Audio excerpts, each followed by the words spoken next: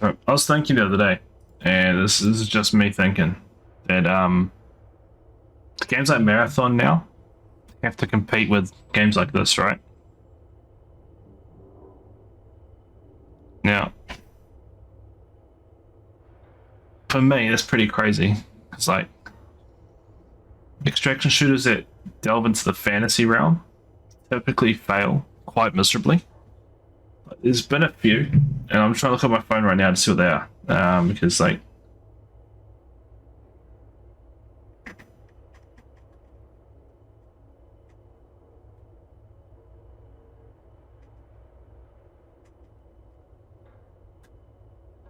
that's right, Cycle. Yeah, like the Cycle shut down, right? It had good gunplay, but it was fantasy, right? And the reason it matters, and I think, yeah, you're right, Bungie's talent has sort of left. But like, when you play extraction shooters, you play them for like that realism. Like that's what I've noticed with it. Like, people from Tarkov play it, and Tarkov players didn't want to play it because when you're playing this extraction shooter style game, you're like looking at it and you're like, oh, what do I want out of my games? There's so many shooters out there for something. But I think the market isn't ready or doesn't want a hero-based fantasy extraction shooter. This is a hero-based shooter. This has a hero. Like your operators are technically heroes. They have abilities and stuff. I would class these as hero-based. But they've gone hero realism. So yeah, you have this hero. Yeah, hero shooters really struggle, but you mix in the realism of this. So the gunplay in this game feels phenomenal, right? Even in an alpha, when you get that crispy ting headshot, it feels nice, right? Which is funny because that's what Destiny is really known for, is their gunplay. But like the fantasy realm for an extraction shooter doesn't appeal. It clearly has no appeal in the communities that play extraction shooters. It doesn't have any appeal with people who play fantasy games. So it's trying to hit two markets that aren't ready or willing to play that sort of genre of game. So I truly think that Marathon will flop. Not as hard as Concord. Concord was a nightmare. What was that up to? The funny thing is Concord gameplay is actually really good. Yep. Exactly right. Tactical military shooters do work with the gameplay of extraction shooter, you're right. Because it's just how it's that feel, right? You go in with your loadout, gather intel, get out. And I think it'll start with a game. Oh, just showing my flashlight at people. I was going to use my phone to make a point. Games like Black, back on the PS2. That was a tactical military shooter. And one of its key elements of being a hardcore military shooter was it had an extraction component on the hardest difficulty. You have to extract intel. And I think a lot of people that played that also would play Tarkov now. I honestly think that if you played Black, you played Tarkov. I think those games just carry through with you. Black was an insanely amazing game. So I think when you're releasing Marathon, and I haven't played Destiny now for a month, which is crazy to me. It's the most played game I have, almost on Steam. Oh, it is my most played Steam game, I think, actually. But like, when you're breaking into a genre, you have to be new, innovative, or offer something that no one else can do. Like great gunplay, Tarkov, and now Delta Ops. Delta Ops actually has a history in gaming. Delta Ops has a actual history in gaming. If I bring it up, Get ready. I'll bring it up here in a second. Let's check that over here. Yeah, Delta Ops actually has a history in gaming that I don't think many people are aware of.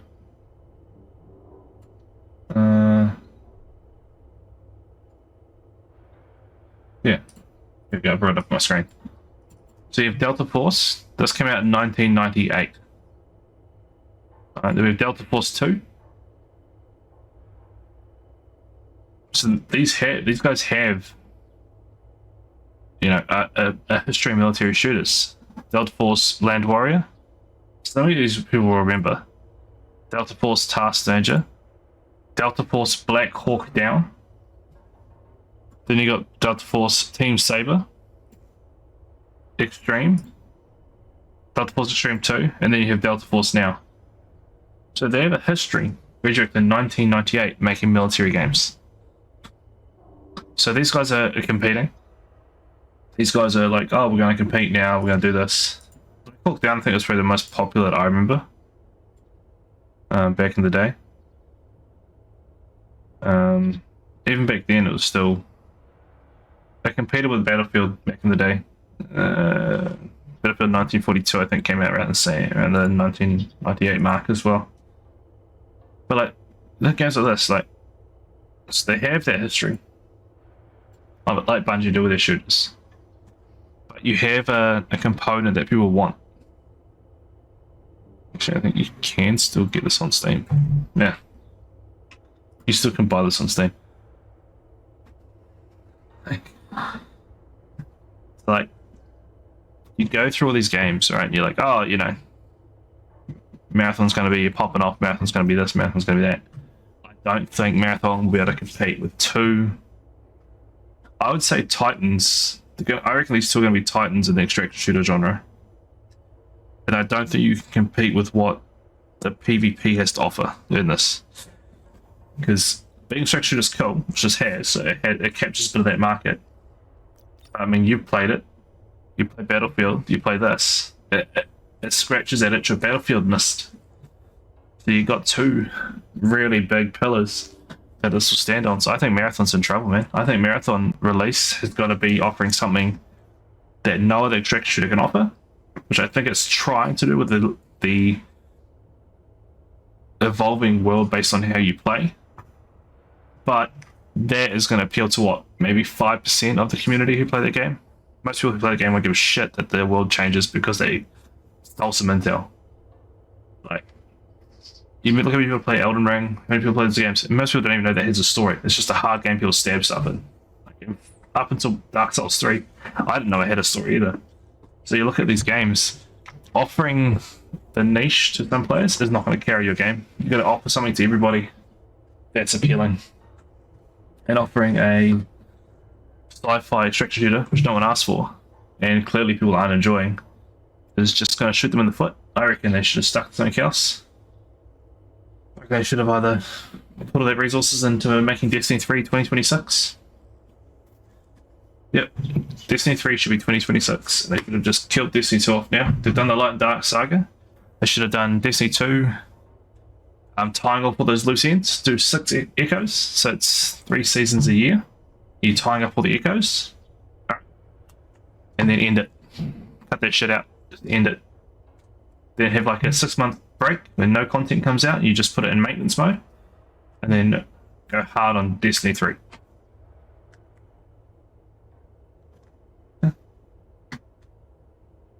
Yeah, D3 needed to happen. They needed to not do Marathon. Literally just echoes it out for 6 months. So 6 echo seasons, so what's that, a year, 2 years. Because then you can kind of put a small team on it, put all your resources into making Destiny 3. Have the extraction shooter element part of it, so you can extract some loot. Alright? Yeah, they should scrap it. Make an extraction shooter in Destiny 3. If you want to do extraction shooter, make it part of another game, because you're clearly not going to break into that market ever.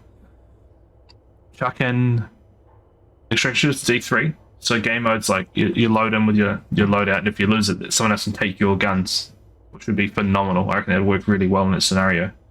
Like if you take your pally in, right, or my pally, and then someone kills me and takes my pally, they do get to keep it. You lose that bit of loot. So really hardcore extraction shooter players will want to try it.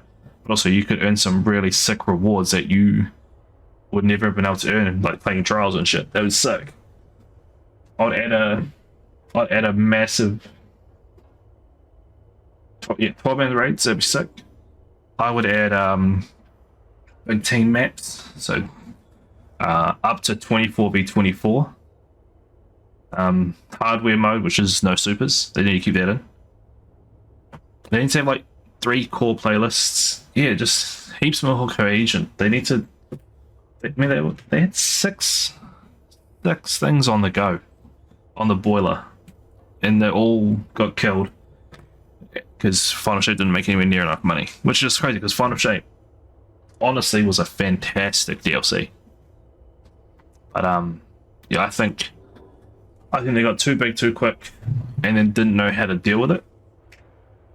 And then when they dealt with it in a way that was not constructive to their modes. But hey, it is what it is. But yeah, I honestly, Marathon's in a lot of trouble. I don't think it's going to make it.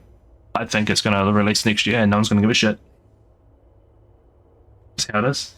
Marathon is literally going to land and it's going to be, oh cool, an extraction shooter. What else do you do? We extract stuff. No one cares.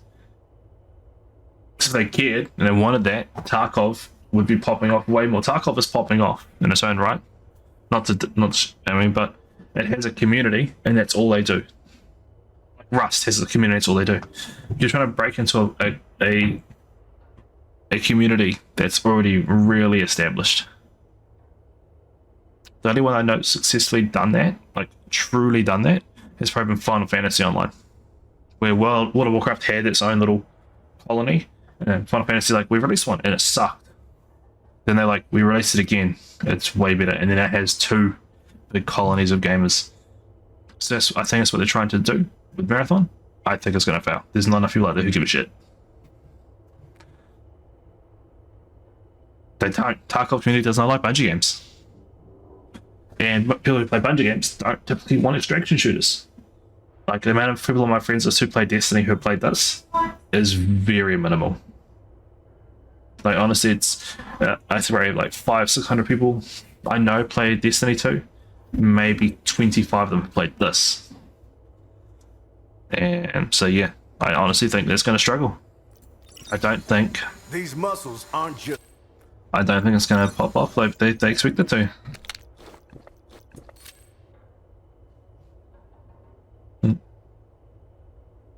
Yeah. Okay, the comment saying this game's dead just because the servers are closing down the offer. But yeah, I honestly don't think it's going to pop. I think it's going to be rubbish.